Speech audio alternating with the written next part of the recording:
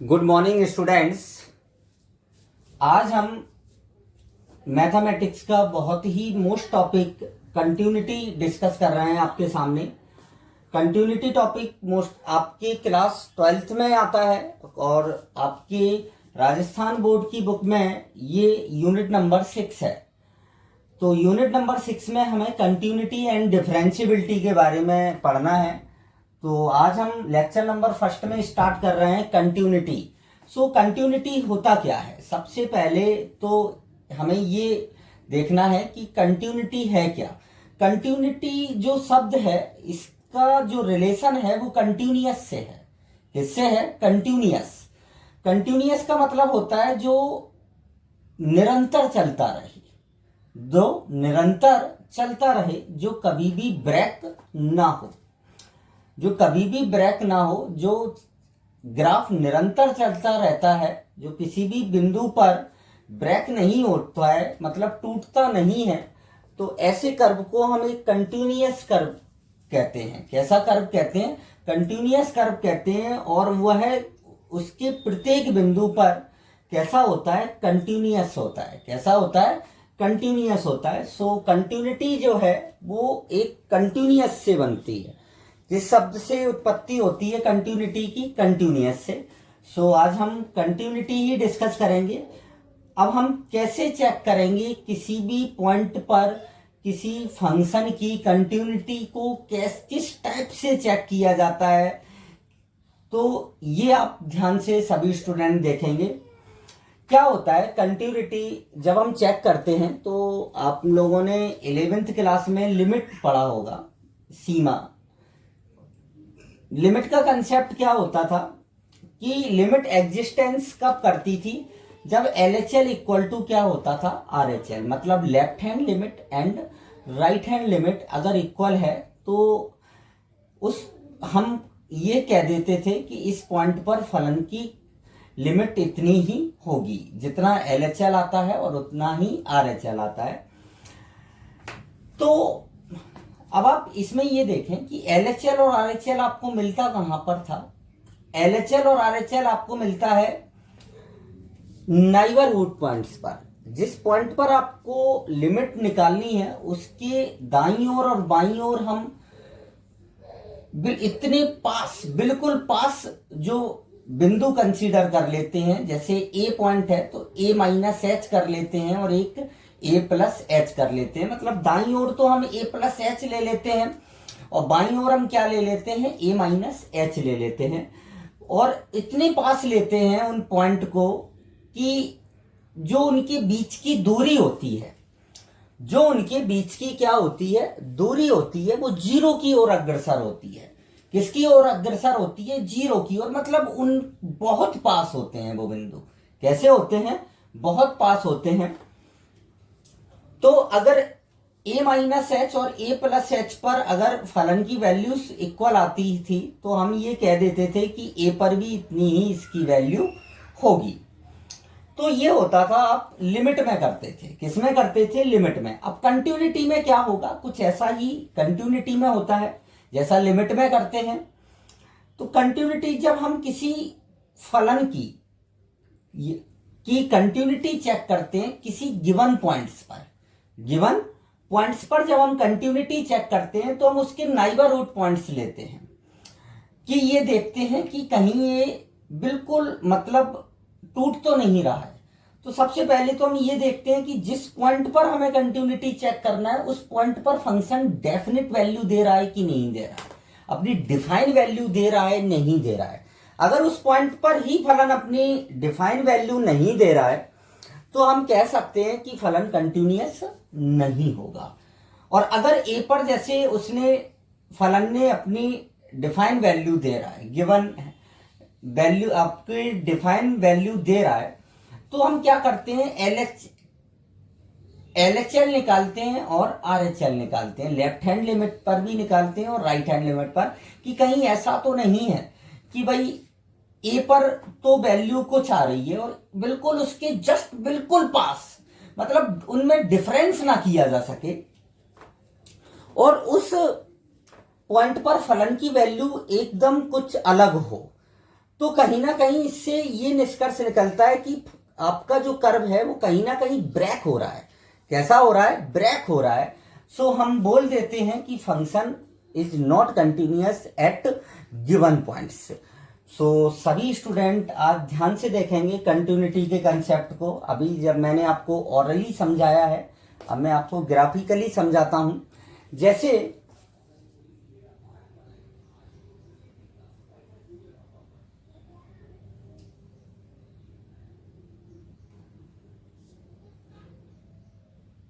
जैसे कोई कर्व है आपके पास,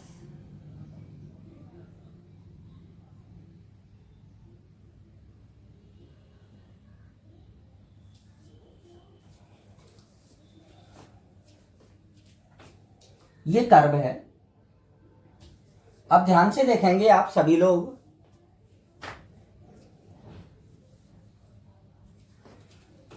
कि हमें जो कंटिन्यूटी चेक करना है वो ए पॉइंट पर करना है। किस पर करना है? ए पॉइंट पर कंटिन्यूटी चेक करना है। सभी स्टूडेंट ध्यान से देखेंगे। तो सबसे पहले तो ये होता है कि ए पॉइंट पर जो आपका फलन गिवन है वो डिफाइन होना चाहिए। वो कैसा होना चाहिए? डिफाइन होना चाहिए। सबसे पहला पॉइंट कि एफ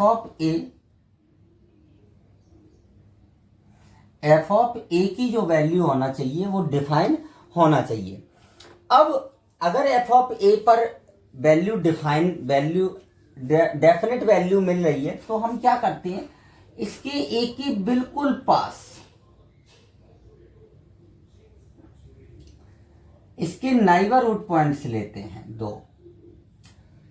ये इसमें मैं डिस्टेंस शो हो रही है बट ये बहुत पास होते हैं। सो ये पॉइंट होता है आपका ए प्लस एच और ये पॉइंट होता है आपका ए माइनस एच। और ये इन दोनों पॉइंट्स की जो नाइबरहुड पॉइंट्स होते हैं उनकी ए से जो डिस्टेंस होती है वो इतनी छोटी होती, इतनी कम होती है, इतने पास होते हैं वो पॉइंट कि जो एच है वो कहाँ की ओर अग्रसर होता है? जीरो की ओर अग्रसर होता है। एच कहाँ की ओर? एच टेंडिंग टूवर्ड्स क्या होगा आपका? जीरो होगा। सो अब जैसे स्टूडेंट कहीं ये भी पूछ सकते हैं कि जब भाई सर इस ए पर डेफिनेट वैल्यू जब दे दी फंक्शन ने तो हम ये बोल सकते हैं कि भाई ए पर कंटिन्यूअस है, तो आप ए माइनस एच और ए प्लस एच का क्या रोल है? तो मैंने अभी आपको ऑरली बताया था कि ए और ए प्लस एच इतने पास होते हैं कि इनको अंतर जो है, इनमें जो डिस्टेंस है वो आप देख नहीं सकते हैं, बिल्कुल पास होते हैं। अब जैसे ए पर तो फंक्शन ने दे दी वैल्यू 1 और ए प्लस एच पर फंक्शन ने वैल्यू दे दी आपकी 3, तो 1 में और 3 में मेजर डिफरेंस हो गया। 1 में और 3 में डिफरेंस काफी हो गया, 2 का डिफरेंस हो गया। तो कहीं ना कहीं फंक्शन जो आपका फंक्शन है उसने जंप किया है। क्या किया है? जंप किया है कि ए पर तो वैल्यू 1 थी और ए प्लस एच पर वैल्यू क्या हो गई आपकी? सीधा जंप करके आपकी वैल्यू पहुंच गई 3। तो इतनी जब यहां पर आप ए से थोड़ा बिल्कुल मतलब नाम मात्र जी टेंडिंग टूवर्ड मतलब इतना कम चले हो और एफ की वैल्यू एकदम बढ़ रही है तो फंक्शन टर्न होगा एक साथ, तो कहीं ना कहीं वहां ब्रेक की स्थिति आ जाएगी। मतलब कर्व जो होगा वो टूट जाएगा, आपका कर्व क्या होगा? आपका ब्रेक हो जाएगा। सो हम इसीलिए ए प्लस एच और ए माइनस एच पर भी वैल्यू देखते हैं। अगर ये तीनों वैल्यूज इक्वल आ जाती हैं तो हम कह सकते हैं कि फंक्शन जो होगा वो आपका कैसा होगा? कंटिन्यूअस होगा। सो आई होप सभी स्टूडेंट्स को क्लियर हो चुका होगा कंटिन्यूटी का कंसेप्ट। कंटिन्यूटी का कंसेप्ट और लिमिट का कंसेप्ट एक जैसे ही होते हैं, बट लिमिट में हम ए पर लिमिट चेक करते हैं और ए माइनस एच और ए प्लस एच अगर इक्वल होते हैं लेफ्ट हैंड, जब एग्जिस्टेंसी के लिए क्वेश्चन आता है, जब आपके जेई मेंस में कई बार ऐसा क्वेश्चन आ चुका है जिसमें एक ऑप्शन रहता है कि लिमिट डज नॉट एग्जिस्ट, तो वहां पर हमें एग्जिस्टेंसी भी चेक करना पड़ती है क्वेश्चन में कि एलएचएल भी निकालते हैं और आरएचएल भी निकालते हैं। कि कभी कभी ऐसा होता है कि ए पर तो उसने वैल्यू दे रहा है फंक्शन, आपने लिमिट निकाली, बट LHL और RHL इक्वल नहीं होते हैं, तो हम उस कंडीशन में बोल देते हैं कि लिमिट एग्जिस्ट नहीं करेगी। सो कंटिन्यूटी में केवल LHL और RHL इक्वल होना चाहिए और f ऑफ a भी इक्वल होना चाहिए। f ऑफ मतलब a पर फलन का मान जो है वो भी आपका कैसा होना चाहिए, बराबर होना चाहिए, तभी हम कहेंगे कि फलन कैसा होगा, आपका गिवन जो फंक्शन होगा वो कंटिन्यूअस होगा, अदरवाइज नहीं होगा। तो अब यहां पर देखेंगे सभी student, function y equal to f of x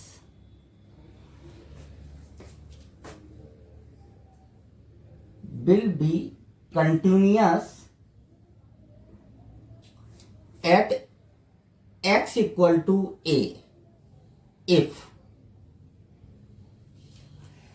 function continuous होगा x इक्वल टू a पर। कब होगा? जब LHL इक्वल टू होगा RHL और इक्वल टू होगा f ऑफ a के। इक्वल किसके होगा? f ऑफ a के। इसका हिंदी मीडियम स्टूडेंट्स को इजीली मतलब इतना इंग्लिश तो समझ में आती होगी, मैं बता देता हूं। y इक्वल टू फलन y equal to F X X equal to a पर सतत होगा यदि कि LHL इक्वल टू RHL और इक्वल टू क्या होना चाहिए? f ऑफ a होना चाहिए। तो LHL कैसे निकालते हैं? LHL निकलता है x tending towards a negative F x. यहां पर a नेगेटिव जो है, ये नेगेटिव साइन ये शो अप करता है कि a से जस्ट पहले शो करता है a नेगेटिव। यहां पर क्या आएगा? Limit x tending towards a positive F है a के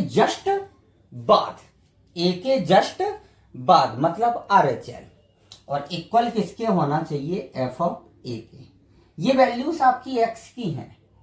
ये किसकी वैल्यू है? x एक्सिस पर है, तो ये वैल्यू किसकी है? x की है। सो अब हम x की जगह क्या रखेंगे? a minus H. जब आप x की जगह a माइनस एच रखेंगे तो लिमिट स्टार्ट हो जाएगी h की। किसकी लिमिट स्टार्ट होगी? h की, और h टेंडिंग टूवर्ड्स क्या है आपका? 0 है। सो क्या आ जाएगा यहां पर? Limit h tending towards 0 f of a minus H equal में क्या आएगा?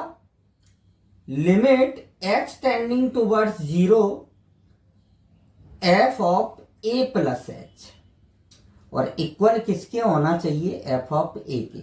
अगर ये तीनों इक्वल हैं तो फंक्शन कंटिन्यूअस होगा, अदरवाइज कंटिन्यूअस नहीं होगा। सो सभी स्टूडेंट को इजीली समझ में आ चुका होगा कि LHL RHL f of a हम क्यों लेते हैं जब a पर फंक्शन डिफाइन है। तो मैंने आपको बता दिया कि अगर a पर वैल्यू है और a प्लस h पर डिफरेंस ज़्यादा हो रहा है तो कहीं ना कहीं जो ग्राफ है आपका वो ब्रेक हो रहा है। क्या हो रहा है? आपका ग्राफ ब्रेक हो रहा है क्योंकि जंप कर रहा है, और जंप करेगा ग्राफ तो कहीं ना कहीं गैप आएगा। सो आप इसको नोट करें, देन हम आगे डिस्कस करते हैं।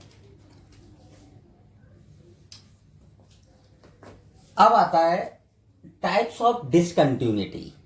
जैसे कंटिन्यूअस फलन के लिए तो एक ही टाइप होता है कि LHL equal to RHL equal to f of a। अब टाइप्स ऑफ डिसकंटिन्यूटी, डिसकंटिन्यूटी के कितने टाइप होते हैं? डिसकंटिन्यूटी को हम हिंदी में बोलते हैं असततता के प्रकार। तो टाइप्स ऑफ डिसकंटिन्यूटी, सबसे पहला आता है रिमूवेबल डिसकंटिन्यूटी।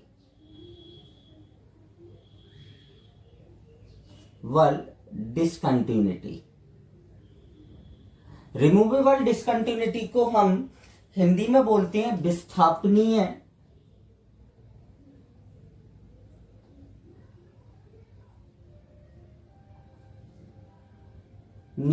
असतत। रिमूवेबल डिसकंटिन्यूटी, विस्थापनीय असतत। सो सभी स्टूडेंट ध्यान से देखेंगे, रिमूवेबल डिसकंटिन्यूटी क्या होती है? जैसे LHL इक्वल टू तो RHL है, LHL इक्वल टू RHL है, बट इक्वल नहीं है f ऑफ a के। कभी कभी आपके कंपटीशन के कुछ में पूछ लेते हैं कि रिमूवेबल डिसकंटिन्यूअस है कि नॉन रिमूवेबल डिसकंटिन्यूअस है कि ऑसिलेटिंग कंटिन्यूअस है या जंप डिसकंटिन्यूअस है। तो रिमूवेबल डिसकंटिन्यूटी क्या होती है, जिसमें LHL और RHL तो इक्वल होंगे बट f ऑफ a के बराबर नहीं होंगे। तो इस टाइप की डिसकंटिन्यूटी को हम बोलते हैं विस्थापनीय डिसकंटिन्यूटी। अब आता है आपका सेकंड नंबर आता है इसी में नॉन रिमूवेबल।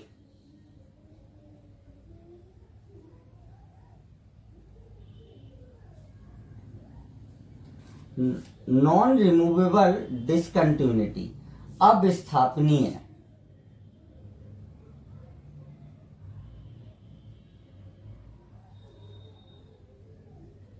अविस्थापनीय असतत।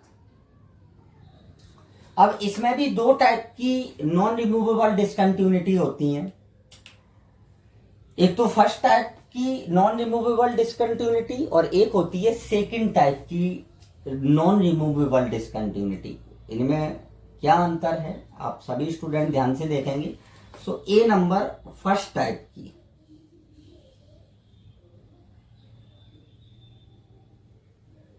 ऑफ नॉन रिमूवेबल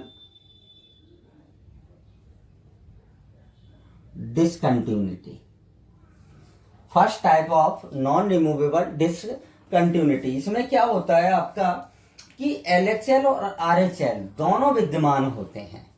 LHL और RHL दोनों विद्यमान होते हैं but LHL is not equal to RHL।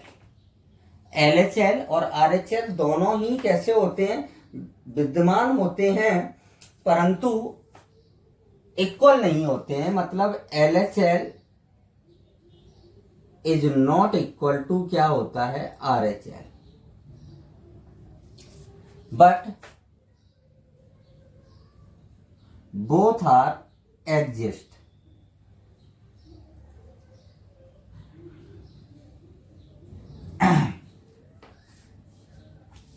But दोनों ही विद्यमान होंगे, एग्जिस्ट दोनों ही करेंगे बट इक्वल नहीं होंगे।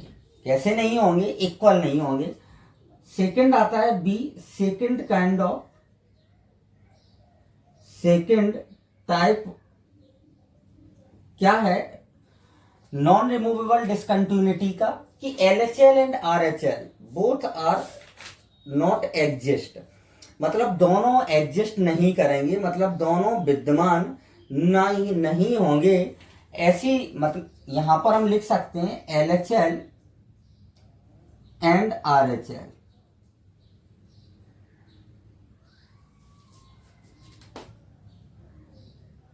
Does not exist. दोनों एग्जिस्ट नहीं करेंगे।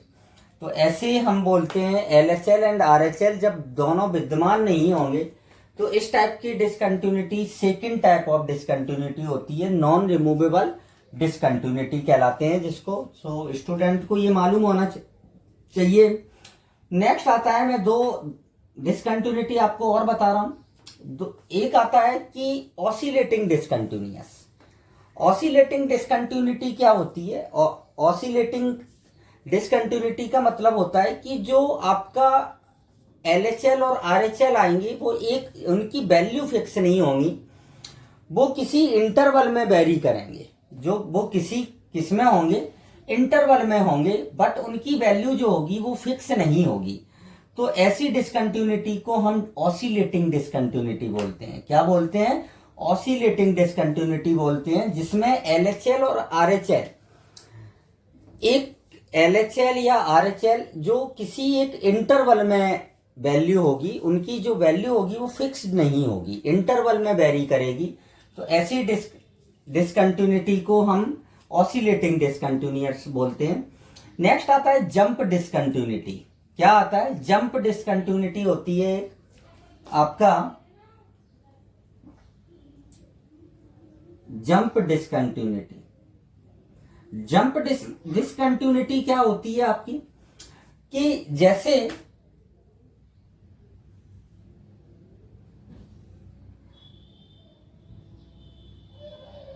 ये सपोज करो एल है, LHL, और ये क्या है, RHL M है। दोनों इक्वल नहीं है, दोनों इक्वल नहीं है, बट इनकी जो वैल्यूज है, वो फंक्शन जो है वो एक साथ कैसा कर रहा है, जंप कर रहा है। क्या कर रहा है, जंप कर रहा है। तो इस टाइप की कंटिन्यूटी को हम, इस टाइप की डिसकंटिन्यूटी को जंप डिसकंटिन्यूटी बोलते हैं, कि फंक्शन जो है वो क्या कर रहा है, जंप कर रहा है। और यहां पर हम नंबर ऑफ जंप भी बता सकते हैं मॉड में L minus M। Number of jump जो होते हैं,